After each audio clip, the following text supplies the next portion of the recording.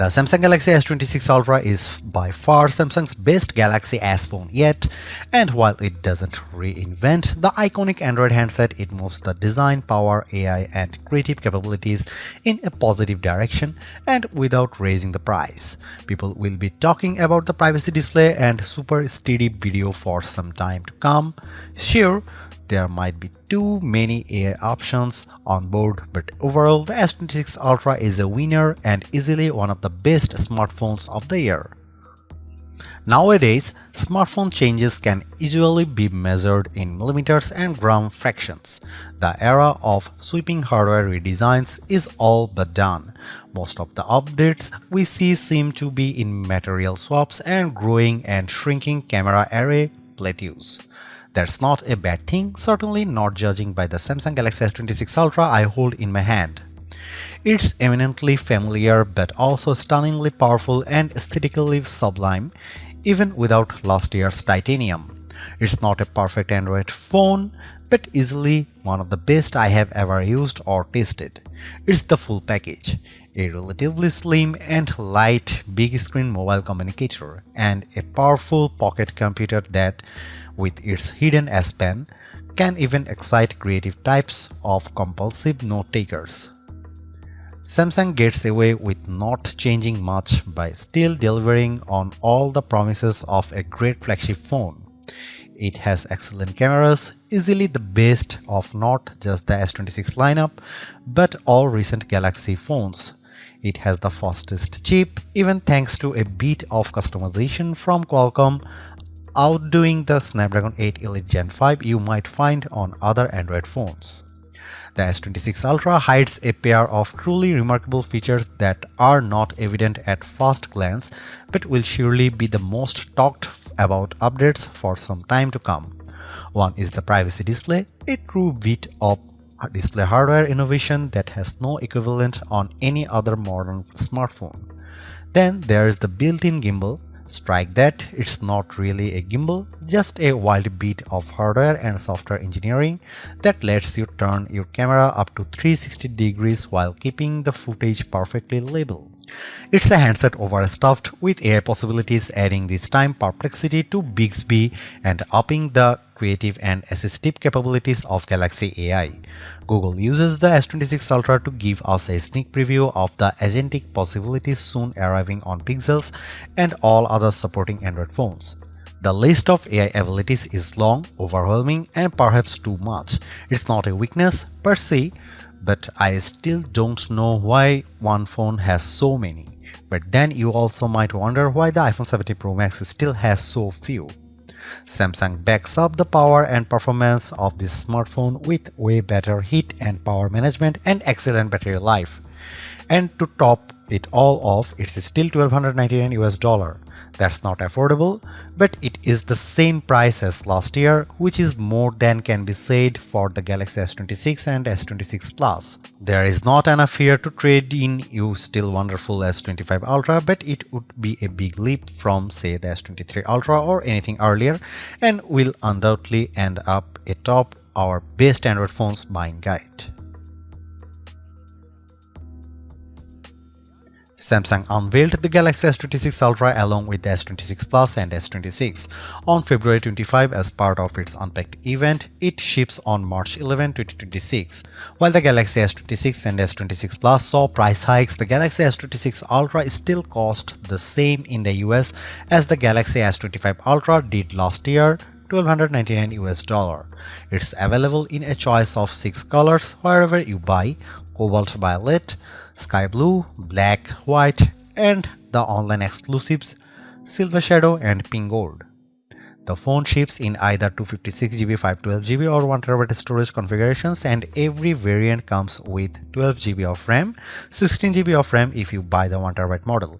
If you go for more storage space, you will pay somewhat more than did you last year. In the US, the 1TB model is now $1,799 US, roughly $140 more than the last year.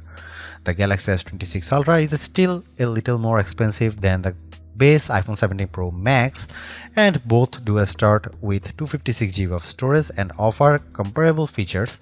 However, the S26 Ultra does include the integrated S Pen and all of that onboard AI.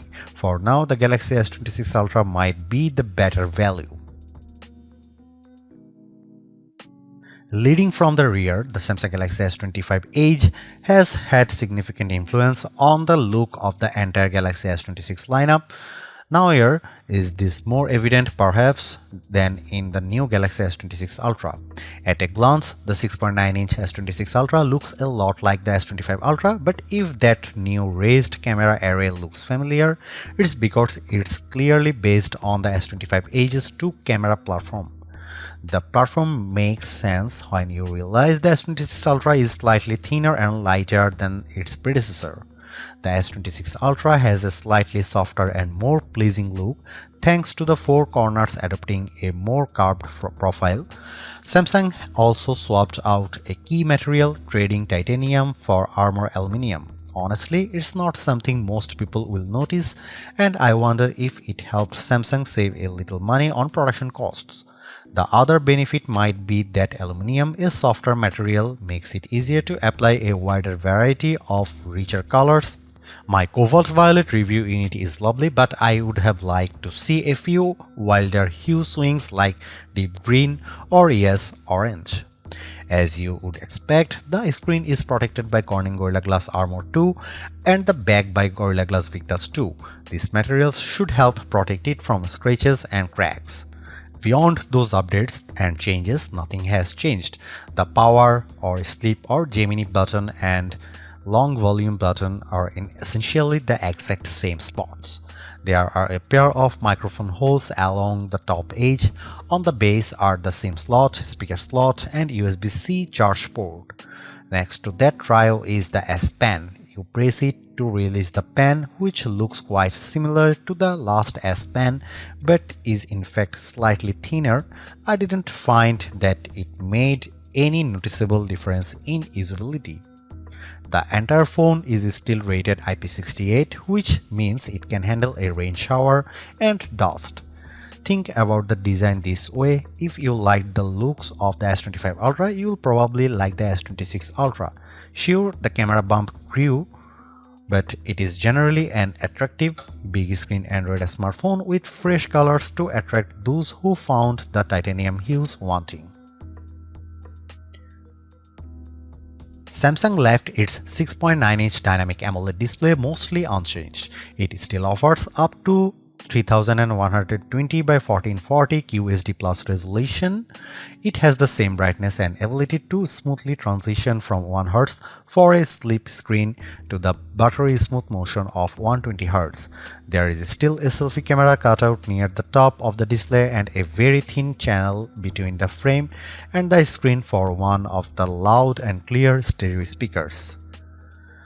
The marquee feature, and one that is in fact unique among smartphones, is the privacy display.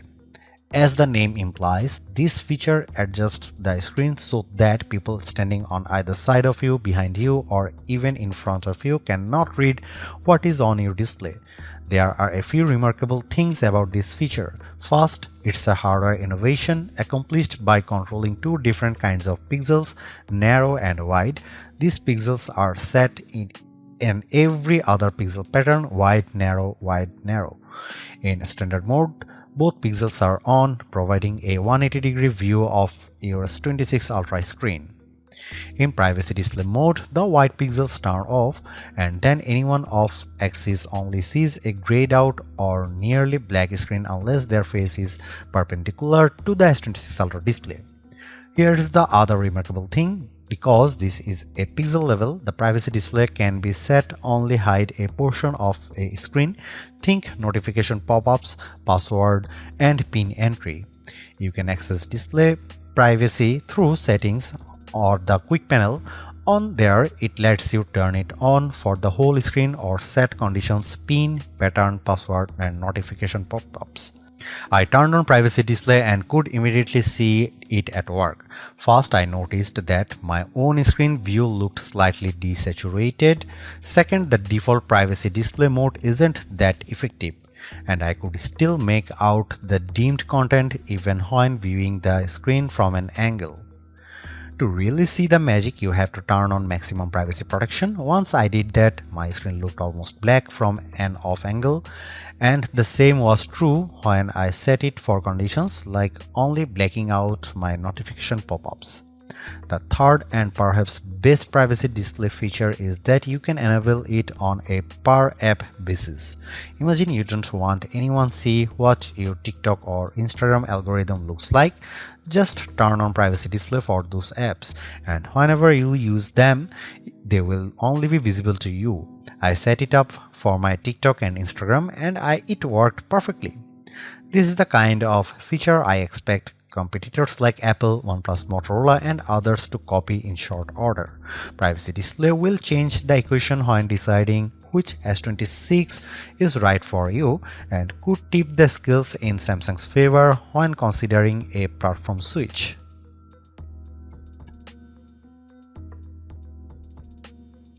Before we dive into the photographic performance of the Samsung Galaxy S26 Ultra, let's pause a moment to look at the virtually unchanged camera array and selfie camera.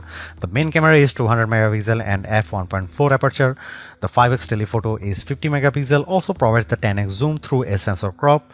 Its aperture is f2.9.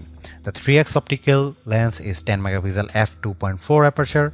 The ultra-wide is 50 megapixel f1.9 aperture, and the front-facing camera is 12 megapixel f2.2 aperture. What's not evident there too are two significant changes on the 200 megapixel main camera and 10 megapixel 5x optical zoom. Both camera features wider apertures, which allows them to capture more light and makes them more effective in low light situations. In practice, this is an excellent set of lenses, and based on megapixels, they all beat the iPhone 17 Pro Max's 48 megapixel lenses. However, even on the 200 megapixel camera, you will be default to shooting at a pixel binding 12 megapixel. The iPhone 17 Pro Max defaults to shooting at 24 megapixel. I shot photos using all the cameras, often capturing the exact same image with the Galaxy S25 Ultra and iPhone 17 Pro Max.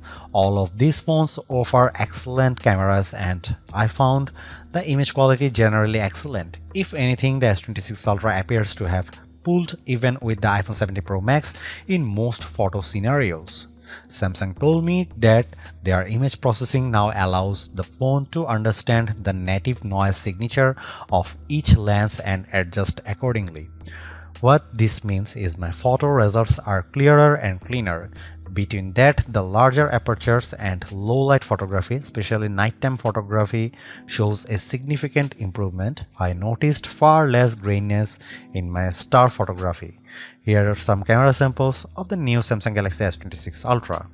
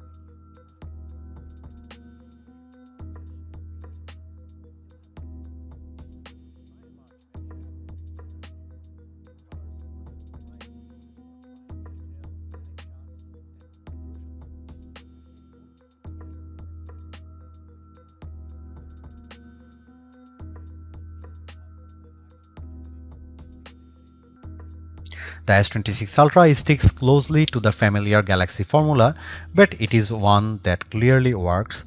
Performance is blazing, Samsung's software ecosystem is extensive, and photography largely keeps pace with the Western competition. The S Pen continues to have its vocal supporters, and Privacy Display can legitimately claim to be the most interesting new phone tech of 2026. Anyone demanding the biggest batteries or best camera sensors probably started shopping elsewhere a few generations back, and the S26 Ultra's minimal gains on the later haven't done anything to change that. The pro-level video features, while very sleek, don't have mainstream appeal. Samsung AI's seeping into every aspect of the operating system is beginning to grate too. But there's safety in what you know, and a lot of people have a Samsung phone in their pocket already. Spec snobs may not like it, but this is almost certainly the flagship Android phone for the majority of US and European buyers.